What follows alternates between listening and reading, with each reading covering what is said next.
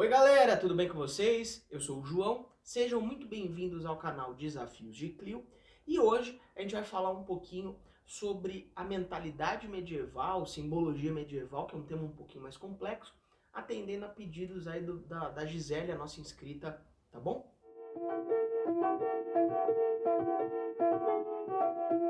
E antes da gente começar, eu já vou pedir para você se inscrever aí no canal, deixar o seu gostei, compartilhar com seus amigos e deixa um comentário aí para mim. Bom, a primeira coisa que a gente precisa estabelecer é que no quesito histórico, a gente sempre quando pensa a questão da disciplina da história, a gente já pensa que história é só você lembrar o nome dos fatos, as datas, os heróis, isso já é extremamente obsoleto, extremamente atrasado. E de uns 60, 70 anos para cá, essa discussão já foi renovada, né, com os franceses lá da Escola dos Análises, que a gente depois vale um vídeo próprio para falar só um pouquinho sobre isso. E um desses caras será o Fernand Braudel, que ele vai trabalhar com os tempos da história. Para o Braudel, os tempos da história eram divididos em três partes. Né? O primeiro tempo é o tempo da história factual, ou seja, da história que acontece dos fatos, né? A história mais tradicional dos países, dos heróis, das datas e assim por diante.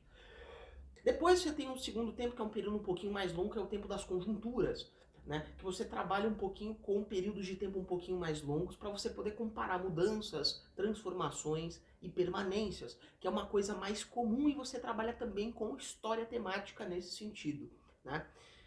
E o último, que é o mais difícil e que a passagem de tempo ela é mais complicada de você perceber, a mudança, as transformações e as permanências, é o campo, né, da mentalidade, né, ou o tempo mental da história. E um outro historiador é o Jacques Le Goff, que ele trabalha, ele é um medievalista, ou seja, a maior parte da obra dele está relacionada ao período medieval. Ele vai ter uma frase que ele vai identificar a mentalidade da seguinte forma, abre aspas, como sendo o nível mais estável e mais imóvel da sociedade. Fecha aspas.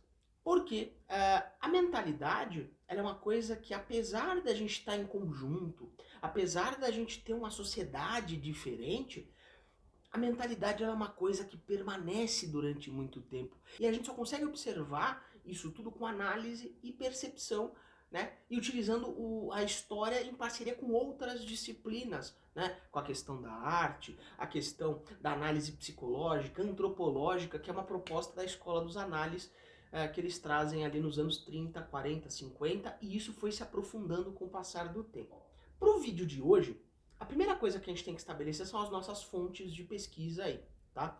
O primeiro deles é um texto chamado Idade Média, o Nascimento do Ocidente, do Hilário Franco Júnior, que é um medievalista brasileiro. Cada capítulo tem uma estrutura, um tema que ele trabalha, e especificamente a gente está utilizando o capítulo 8, que é o capítulo Estruturas Mentais.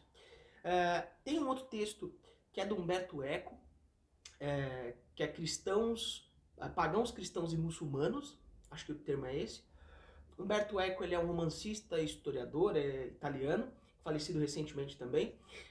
E o último é um outro texto do Legoff, chamado O Maravilhoso e o Cotidiano no Mundo Medieval. E a gente vai tentar conhecer um pouquinho mais disso. Então, o vídeo ele vai ser um pouquinho mais longo e ele vai ser um pouquinho mais técnico nesse sentido. Quando a gente pensa em Idade Média, a gente já pensa a Idade Média como sendo um período uniforme, bonitinho, organizado, que foi sempre lindo lá de 476 até 1453 com a queda de Constantinopla. E a gente sabe que nada funciona desse formato. Né? Ainda mais num continente, né? Com as suas várias transformações. Então, a primeira coisa que o primeiro mito que a gente tem que quebrar é que a Idade Média ela foi um padrão unitário ao longo do tempo. Né? Que ela teve um único padrão de pensamento, de comportamento, ações de cotidiano, e que tudo isso estaria ligado. Tá? Então, cada região, cada local vai ter as suas especificações. Né? Mas, apesar disso, a base cultural, que aí a gente entra um pouquinho agora no Legoff, que é a questão da herança cultural, né? Os caras do mundo medieval, eles vão herdar uma mistura muito forte daquela tradição do mundo clássico com o mundo cristão. Então isso vai ser uma mistura muito fenomenal que vai dar heranças de pensamento muito importantes para a gente poder trabalhar, certo? E, ao mesmo tempo, a própria condição social que você tinha ali no início da Idade Média, né, ou o que o pessoal chama de Idade Antiga Tardia, ou Império Romano Tardio, que é aquele período ali no século VI, no século VII, até a chegada dos muçulmanos, como sendo um período que vai levar à construção desse imaginário, né? A mistura da questão da cristã com o mundo pagão ali no mundo medieval e tudo uma questão simbólica que foi sendo trabalhada ao longo do tempo. Então, o Legoff ele traz essa discussão de que a mentalidade medieval é uma herança. A gente tem que também lembrar que uma questão que foi sendo debatida nos últimos 80 anos, 80, 90 anos, é a questão de romper com aquela ideia de que a Idade Média seria o mundo das trevas, o mundo da intolerância, do mundo do fanatismo religioso, do mundo da morte, da destruição e assim por diante. Essa discussão ela já foi sendo renovada com o passar do tempo, né? Esses medievalistas franceses, né?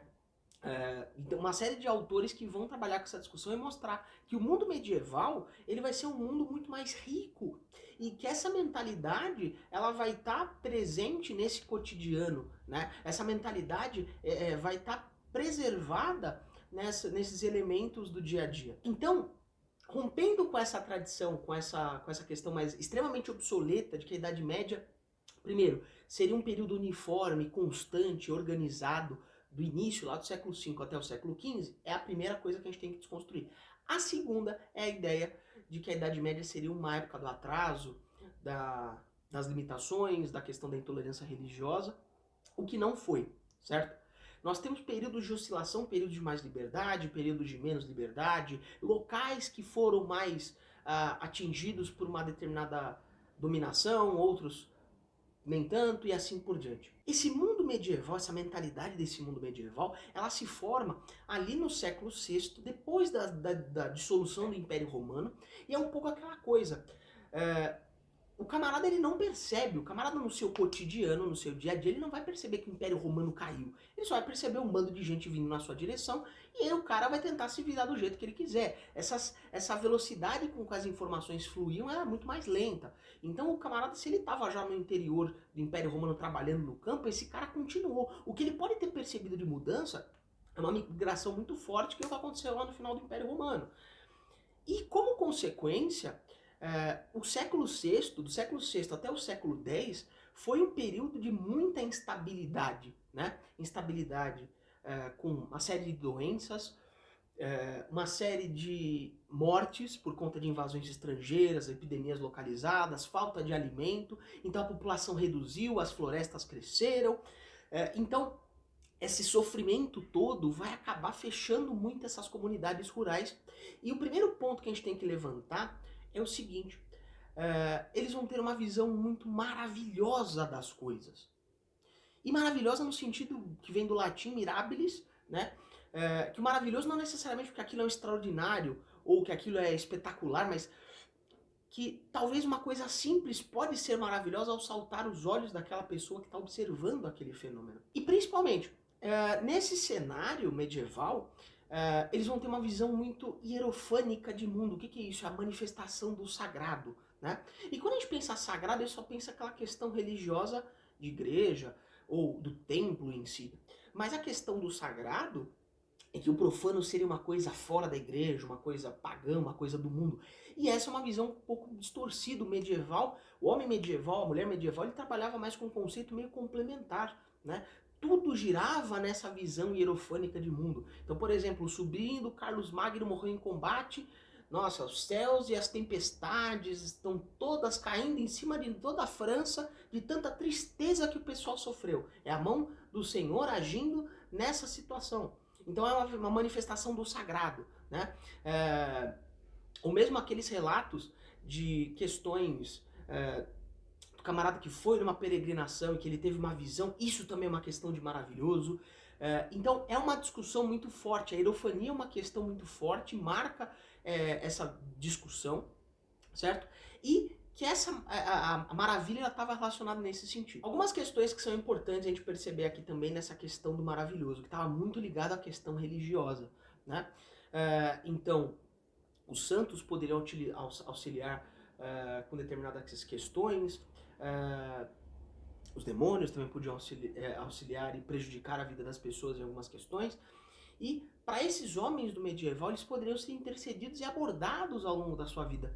Dentro do texto do Legoff, tem um trechinho que ele fala um pouquinho sobre os desertos que o mundo medieval vai significar. né? Então, a questão do deserto em si, naquele sentido mais do local de teste, do local de prática, do local de peregrinação, né?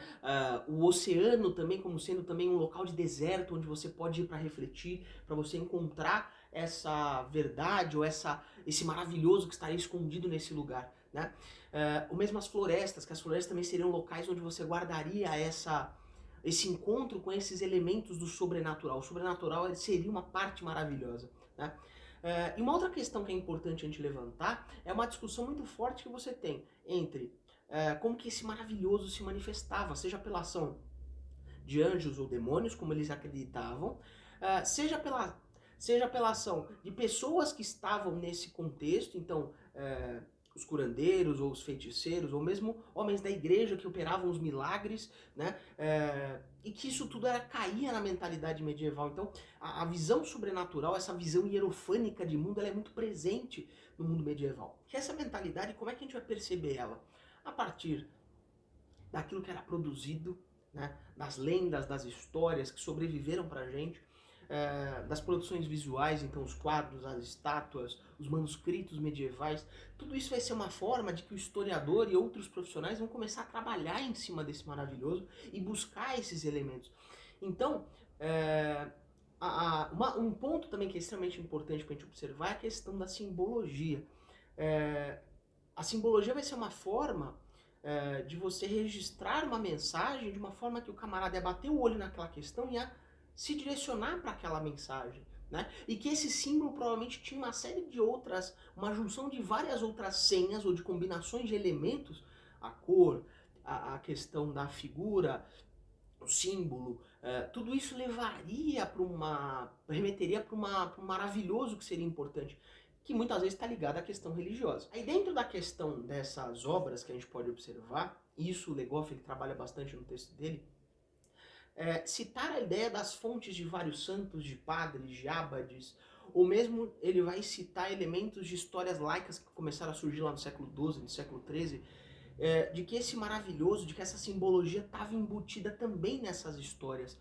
E que essa simbologia vai permear a mentalidade de não só quem está escrevendo, mas quem está ouvindo essa história, né? Então, por exemplo, as novelas de cavalaria, por exemplo, você tem a questão do apoio e manifestações do maravilhoso, por exemplo, um item que deu poderes sobrenaturais para aquele cavaleiro para enfrentar um monstro, que também seria uma maravilha, mas uma maravilha mais negativa, que estaria ali trabalhando com alguma questão relacionada a esse detalhe, né? E aí vamos trabalhar com algumas simbologias que são importantes para a gente poder observar. A simbologia está muito ligada à questão do belicismo, é a luta de uma coisa contra a outra, né? Essa visão de que as coisas estão num constante conflito, o bem contra o mal, a luz contra as trevas, a saúde contra a doença e assim por diante. E que tudo isso seria uma relação de extremos. E tudo isso vai se manifestar onde? Nesses elementos dessa sociedade, né? E que também está nesse caldo, nessa herança de mistura entre o mundo clássico e o mundo católico. O símbolo vai ser uma coisa extremamente espontânea que todo mundo sabe. É um significado que mesmo que a pessoa não saiba, ela vai aprender nesse coletivo. Então, um exemplo, o leão, que muitas vezes é a representação de Jesus, ou do apóstolo, ou a questão da própria natureza, a força da natureza. Então o símbolo ele traz uma série de elementos que são importantes para esse universo medieval, certo? Então, além dessa questão dos símbolos, dessa mentalidade, tem algumas coisas que são muito importantes e que sobrevivem para a gente até hoje, né? A gente traz um pouquinho a discussão, por exemplo, das cores e da luz. E mesmo das pedras preciosas. Por que as pedras preciosas, um diamante, um rubi, são elementos que são belos? A beleza dessas coisas vem um pouco desse mundo medieval. E aí eu vou citar aqui um trechinho do Humberto Eco para a gente poder trabalhar um pouquinho essa mentalidade da questão, por exemplo, das pedras preciosas, que ela é uma junção, por exemplo, é um símbolo em torno desses elementos, a luz, a cor e a própria questão do maravilhoso. As pedras preciosas são belas por causa de sua cor, porque a cor não é mais do que a luz do sol aprisionada e matéria purificada. Os olhos são belos quando luminosos, e os mais belos são os olhos azuis. Uma das principais qualidades de um corpo belo é a pele rosada. Nos poetas, esse sentido da cor cintilante está sempre presente. A erva é verde, o sangue é vermelho, o leite é branco, a mulher é bonita. E, segundo Guinizelli, um rosto de neve tingido de escarlate. Então, a questão da cor, a questão da luz, a questão dessas... As igrejas, por exemplo, principalmente a partir do período... a partir do período gótico, né, que as igrejas são mais altas, os vitrais coloridos, para se pensar uma igreja mais iluminada, ou mesmo os espaços fora dele, né, a luz ela é muito lembrada nesse sentido e passa a ser um elemento que traz, a luz passa a lembrar essa questão do sol, a questão do bem, a questão de que tudo estaria nessa situação, né, a questão do milagre e assim por diante. Então, a simbologia como um todo, ela vai estar em torno, por exemplo, das cores. Óbvio, todo o universo cristão que foi sendo construído, né, a ideia dos santos operarem milagres, de serem pessoas que faziam as maravilhas a partir da sua devoção e a partir da sua fé. E ao mesmo tempo, esse contexto medieval, durante um período como um todo, vai ter as suas nuances. Para poder tentar amarrar um pouquinho mais essa questão da mentalidade como um todo, a gente entra um pouquinho na função do maravilhoso, né, nessa questão da simbologia, entra um pouco mais essa questão do maravilhoso e a gente tentar amarrar um pouco as ideias e fechar essa discussão, né? A função do maravilhoso era justamente manter essa sociedade nessa construção, nessa questão desse mundo entre esse embate, né? E tem uma construção de mundo medieval que ela é muito importante para a gente poder avançar nessas questões. Então, por exemplo, quando você vê lá as histórias, a história de um dragão, a questão do bicho papão, mesmo de lugares maravilhosos como a Terra da Cocanha, ou ideias que surgem nesse contexto de lugares maravilhosos, de anjos que aparecem e intercedem na vida das pessoas, isso tudo vai sendo construído lentamente e é uma herança que é uma mistura que acontece ali no século VI, no século V e no século VI, entre aquele mundo antigo e o mundo cristão.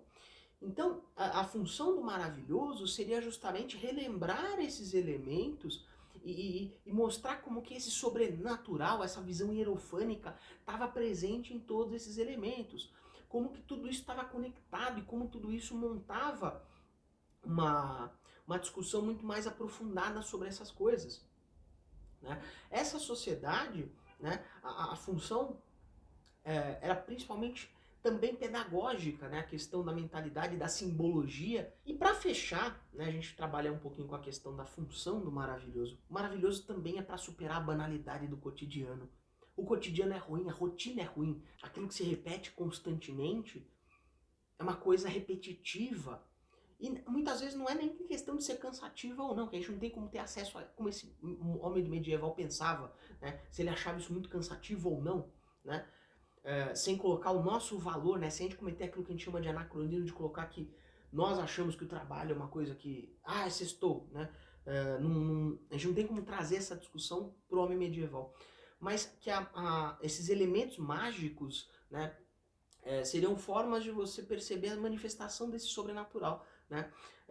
E coisas que sairiam desse cotidiano, né? Então esse maravilhoso está relacionado com a abundância de alimentos, por exemplo, quando surge o mito da Terra da Cocanha, lá no século XIII, que seria uma terra onde ninguém teria problemas para se alimentar, que todo mundo poderia comer à vontade, que teria todos os tipos de fruta, que até pega um pouco daquela referência bíblica da terra que emana leite e mel, né? Então o mito da Terra da Cocanha surge ali no século XIII e é uma coisa que depois os navegadores vão também buscar lá no século XV, porque está nesse contexto desse mundo medieval. Além da questão da abundância alimentar, a gente tem quadros e textos que vão surgindo e trabalham algumas questões que são importantes, que é justamente a questão do ócio, né? O camarada ter o tempo para o descanso. Outra coisa que vai aparecer bastante é a questão da nudez como sendo uma questão da maravilha ou aquilo que faz a memória do paraíso, aquilo que se perdeu, né? Tanto que, por exemplo, uma das discussões lá no século XVI, quando os europeus encontram os indígenas aqui no Brasil, é a questão da discussão. Eles andam nus, eles não têm nenhuma marca do pecado, então talvez será esse o lugar maravilhoso que a gente busca? Então, e lembrando, é aquilo que a gente falou no começo, a mentalidade é uma coisa que ela demora para se dissolver e demora para a gente perceber isso, né? A questão da liberdade como um todo. O maravilhoso e essa mentalidade dessas maravilhas, ela também surge como uma forma de manter a vida política dessas pessoas, né? Então, por exemplo, as famílias que descendiam de uma pessoa que combateu um dragão, ou de uma feiticeira, como é o caso de uma família de nobres franceses que se apropriou dessa mitologia, né? E que, óbvio, foi sendo cristianizada e assim por diante. Então, esse universo medieval, ele está inserido nesse embate entre o cotidiano e o maravilhoso. Ele está nesse embate, nesse local entre a luz e as trevas, mas mais aprofundado que isso, é o período onde o camarada ele está buscando compreender esse mundo à sua volta como sendo uma mistura entre tudo isso, esses elementos que surgem nesse contexto. E o mundo medieval, eu acho que ele fecha com a grande discussão. Se vocês quiserem que a gente continue esse assunto, a gente pode voltar com a parte 2 aí. Essa discussão acaba sendo importante para a gente poder levantar os elementos que formam a mentalidade também no século XVI e aí para frente, certo? Eu espero que vocês tenham gostado. Se vocês gostaram, deixa o seu like aí embaixo. Comenta aí, por favor, o que você achou do vídeo. Vou deixar aí embaixo também na descrição as fontes de pesquisa, a fonte tudo bonitinho. E lembrando que essa é uma discussão que ela não está encerrada. Isso aqui foi um início, uma discussão, um teste. E eu espero que vocês tenham gostado. Compartilhe com seus amigos e lembre-se sempre, dúvidas e desafios chama a CLIO.